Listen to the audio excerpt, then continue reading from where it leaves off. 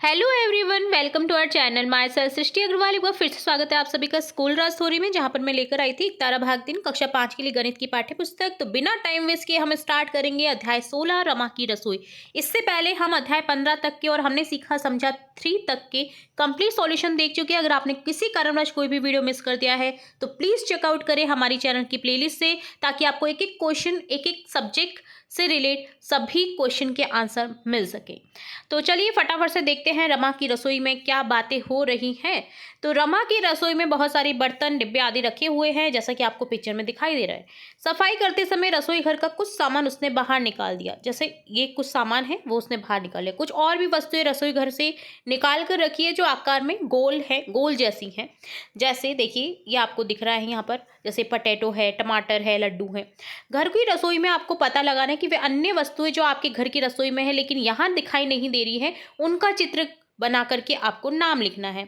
जैसे वस्तु का चित्र बनाएंगे हम, जैसे प्याली कटोरी जो कि गोल दिखाई देती है, अर्ध गोलाकार दिखाई देती है। बेलन बेलना का शेप में रहता है। थाली वृत्ताकार शेप में रहती है। सेब गोला का शेप में रहता है। तो यहाँ पर आपको ये इस तरह से चित्र बना देने हैं। वस्तु का नाम लिखना है आपको, और वस्तु का चित्र हो गया, और यहाँ पर हो जाएगा विशेष विवरण। ठीक है। इन बर्तनों को ध्यान से देखेंगे तो इनमें से कुछ वृत्ताकार आकृति के समान दिखेंगी। जैसे ऐसा कौन कौन सी आकृतियां हैं, देखिए चर्चा करेंगे। तो देखिए वृत्ताकार शेप में, देखिए आपका ये थाली जो है वृत्ताकार शेप में रहती है ना। और बेलन आपका वो चकला जो होता है वो वृत्ताकार शेप में रहता है।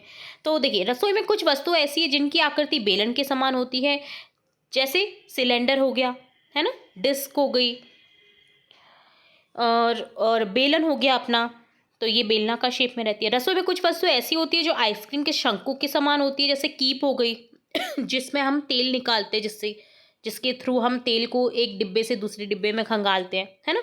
तो क्या आप और भी आकृतियां सोच सकते हैं इसके अलावा? जैसे रसोई में कुछ वस्तु ऐसी जिनकी आकृति घनाभ के समान होती है। बताइए क्या क्या है। देखिए बास्केट हो गई आपकी, माचिस की डिब्बियाँ हो गई। दी गई वस्तु को उनकी आकृति के अनुसार दिए गए डिब्बों में रखिए। रखते समय उनका नाम भी आपको बताना है। ठीक है। तो बेलना का शेप को इधर रखेंगे, शंकु शेप को इधर रखेंगे, गोला का शेप को इधर और घनाभ शेप को इधर। ठीक है। तो यदि कोई आकृति का बॉक्स नहीं दिखा तो उसे कहाँ रखा और क्यों, तो आप वो बताना है। तो देखिए ऐसी कोई भी आकृति नहीं है कि जिसकी आकृति ना दिखी हो। ठीक है। तो हमने सेट कर दिया। जैसे जो वृत्ताकार, जैसे अब देखिए यहाँ पर जो गोल वस्तु हैं वो यहाँ पर आ जाएंगी। जैसे ये वाली गोल वस्तु हैं, ठीक है, ये गोल वस्तु हैं जो यहाँ पर आ जाएंगी। घनाभ की शेप की वस्तुएं इधर आ जाएंगी। देखिए ये वाली आ गई। ठीक है। और जो आपका शंकु की शेप में है ये इधर आ जाएगा। और बेलन शेप में यहाँ पर आ जाएगी, बेलन शेप में ये वाली चीज़ें। ठीक है। तो ये बेलन शेप में हो गई। अब देखिए घनाभ की शेप में, अब ये जो बचा है ना ये घन की शेप में है। अब इसे हम कहाँ रखें, तो हम कंफ्यूज तो होंगे ही। ठीक है। अब नीचे दिए गए चित्रों को पहचान कर द्विविमीय आकृति के नाम को बॉक्स 1 और त्रिविमीय आकृति के नाम को बॉक्स 2 में लिखना है। जैसे बॉक्स 1 में वर्ग, आयत, त्रिभुज, बॉक्स 2 में गेंद, पेन, गोला, गाजर, टेबल। तो ये हो गया। ठीक है। द्विविमीय और त्रिविमीय आकृति के तौर पे हमने लिख दिया है। अब देखिए बच्चों, क्या आपने अगरबत्ती के डिब्बे, कागज के डिब्बे, घी के पैकिंग के डिब्बे आदि को खोल करके समतल करके देखा है? ये डिब्बे खोलने के बाद कैसे दिखते हैं, आइए चर्चा करते हैं। तो मूल आकृति इस तरह से होती है डिब्बे की, खोलने के बाद में इस तरह से लगेगी। ये है घन की शेप। इसी तरह से बेलनाकार शेप में हम करेंगे। ठीक है। घन की शेप में हम इस तरह से डिवाइड कर देंगे इसको। तो अब करके देखिए, कागज की शीट से घनाभ के आकार का डिब्बा बनाइए। पुराने अखबार से जन्मदिन की टोपी बनानी है। कार्ड शीट से बेलन बनाइए और क्ले से गोला बनाइए। तो बच्चों आपने कागज से घनाभ के आकार का डिब्बा बनाया, क्या आप इसमें कुछ रख सकते हैं? हाँ, कागज से बने इस डिब्बे में हम चौक, कंकड़, टॉफी आदि वस्तुएं रख सकते हैं। एक कागज की लंबाई व चौड़ाई होती है, जबकि कागज से बने डिब्बे में गहराई भी होती है, ध्यान रखिए। इसलिए कागज की लंबाई चौड़ाई होने के कारण इसे द्विविमीय आकृति कहा जाता है, और कागज से बने डिब्बे में लंबाई चौड़ाई और ऊंचाई होती है तो इसे त्रिविमीय आकृति। अब द्विविमीय और त्रिविमीय में आप अंतर समझे। जिसकी गहराई नहीं होती है वो द्विविमीय में आकर आ जाता है, और जिसमें गहराई यानी ऊंचाई होती है वो आ जाता है आपका त्रिविमीय आकृति में। तो अब जो ये क्वेश्चन किया था हमने, आप समझ गए होंगे कि हमने कैसे डिवाइड किया। ठीक है। अब विभिन्न ये तो हो गया आपका द्विविमीय और त्रिविमीय। विभिन्न त्रिविमीय आकृति में फलक, किनारे और शीश होते हैं। गोले में घुमावदार किनारे होते हैं लेकिन फलक व शीश नहीं होते। इसी प्रकार बेलन में घुमावदार किनारे होते हैं लेकिन शीश नहीं होते।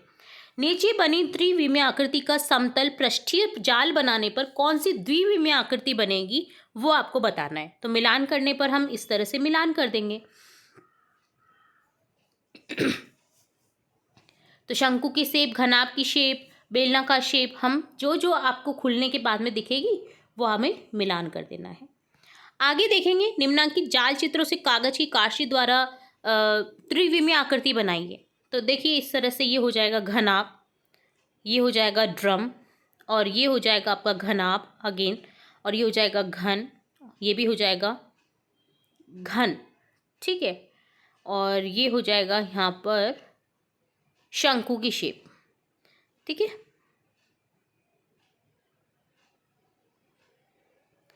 अब देखिए आपके बस्ते में रखी त्रिविमीय वस्तु को ढूंढना है आपको और नाम लिखना है, जैसे पेंसिल, किताब, रबर, शॉर्पनर।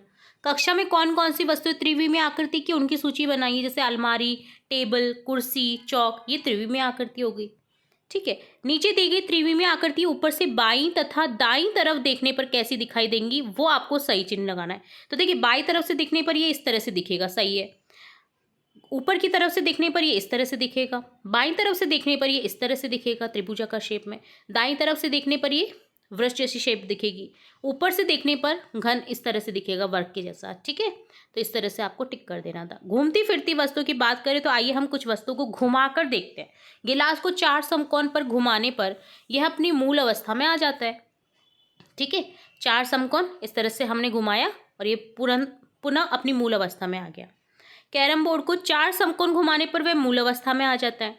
गेंद को कितना भी घुमा वह अपनी मूल अवस्था में ही दिखाई देती है, ठीक है। आइए हम समबाहु त्रिभुज की आकृति को घुमा घुमा कर देखते हैं। इसी तरह से देखिए समछठभुज की आकृति को घुमा घुमा कर देखते हैं। तो यहाँ पर आपको इस तरह से निशान लगा देना है। इस प्रकार समछठभुज को कितनी बार घुमाने पर वह मूल स्थिति में आता है, तो 6 बार घुमाने पर। किसी सममित ज्यामितीय आकृति को किसी बिंदु या अक्ष के सापेक्षिक पूर्ण घूर्णन 360 डिग्री करवाने पर आकृति जितनी बार में मूल आकृति जैसे दिखाई देती है वह उसका घूर्णन सममित का क्रम कहलाता है। बहुत ही इंपॉर्टेंट नोट है ये, आप नोट कर लीजिएगा। घूर्णन सममित का क्रम कहलाता है जो मूल आकृति में जितनी बार वो दिखाई देता है। किसी त्रिविमीय आकृति को जितनी बार घुमाने पर वह पुनः अपनी मूल अवस्था में आ जाती है वह उसका घूर्णन कहलाता है। ये भी इंपॉर्टेंट नोट है। जैसे गिलास 4 बार घुमाने पर अपनी प्रारंभिक अवस्था में आया, अतः उसका घूर्णन क्या है, 4। कुछ और वस्तुएं लेकर के भी आप घूर्णन निकाल सकते हैं। तो ये तो हो गया पूरा चैप्टर। अब देखेंगे अभ्यास कार्य। दी गई वस्तु को पहचान कर उनकी त्रिविमीय आकृति का नाम लिखिए। तो ये हो गया आपका घनाभ, बेलन, बेलना का शेप है क्योंकि बॉक्स है ये, ठीक, डिब्बा, गोला, शंकु, घन। द्विविमीय त्रिविमीय आकृति में अंतर क्या होता है, तो यहाँ पर देखिए अंतर बताएंगे।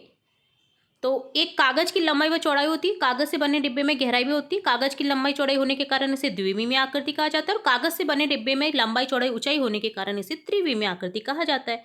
तो ये आपका आंसर हो गया।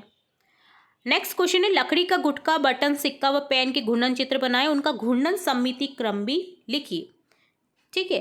दी गई आकृतियों के घूर्णन सममिति क्रम भी बताने हैं आपको। तो पहले इसका देखते हैं हम, थर्ड का आंसर। लकड़ी का गुटका पहला, दूसरा, तीसरा, चौथा, देन अपनी मूल अवस्था में आ गए 4 बार में। बटन कितना भी घुमा मूल अवस्था में दिखेगा। सिक्का 4 अवस्था में पुनः हमें इससे दिखाई देगा। पेन चौथी अवस्था में हमें पुनः इस तरह से दिखाई देगा। तो ये हो गया आपका क्वेश्चन का आंसर। नेक्स्ट है, दी गई आकृति के घूर्णन सममिति का क्रम बताइए। तो इसका 4 हो जाएगा, इसका 0 क्योंकि ये कितनी भी बार घुमा एक जैसा ही दिखेगा। ये 5 क्योंकि पंचभुज है। ये देखिए 4 भुजा वाला वर्ग है, 3 भुजाओं वाली जो चीज़ है उसका घूर्णन क्रम कितना होगा, 3, ठीक है। जिसमें जितनी भुजाएं होती है उसका घूर्णन क्रम उतना ही रहता है, ठीक है। ये ध्यान रखना है आपको। अब देखिए बात करेंगे 5th क्वेश्चन की। निम्नांकित त्रिविमीय आकृतियों के फलक, किनारे और शीशों की संख्या लिखिए। तो वस्तु का चित्र दे रखा है, एक बक्सा, फलक 6, किनारे 12 और शीश कोने 8। डिब्बा 3 फलक, सतह और किनारे हैं 2 और शीश कोण नहीं है, इसका 0 है।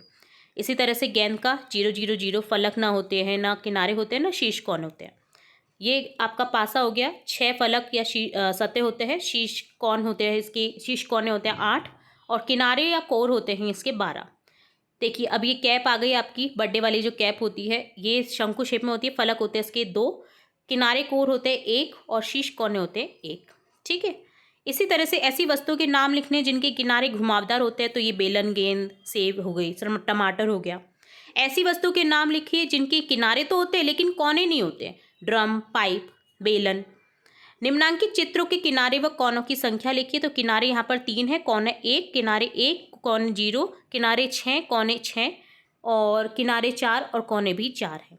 तो इस तरह से डन होता है आपका ये कंप्लीट चैप्टर अध्याय 16, जिसमें काफ़ी इंपॉर्टेंट तथ्य हमने पढ़े और समझे। उम्मीद है आपको पूरा वीडियो अच्छे से समझ आया होगा, यूज़फुल लगा होगा। अगर वीडियो पसंद आता है तो वीडियो को लाइक करें, शेयर करें अपने फ्रेंड्स के साथ में, चैनल को सब्सक्राइब करें, बेल आइकन में क्लिक करना बिल्कुल ना भूलें, ताकि नेक्स्ट वीडियो जब भी अपलोड करूँ तो तुरंत से नोटिफिकेशन के थ्रू आपको मिल सके। फिर मिलेंगे नई वीडियो के साथ, तब तक के लिए धन्यवाद।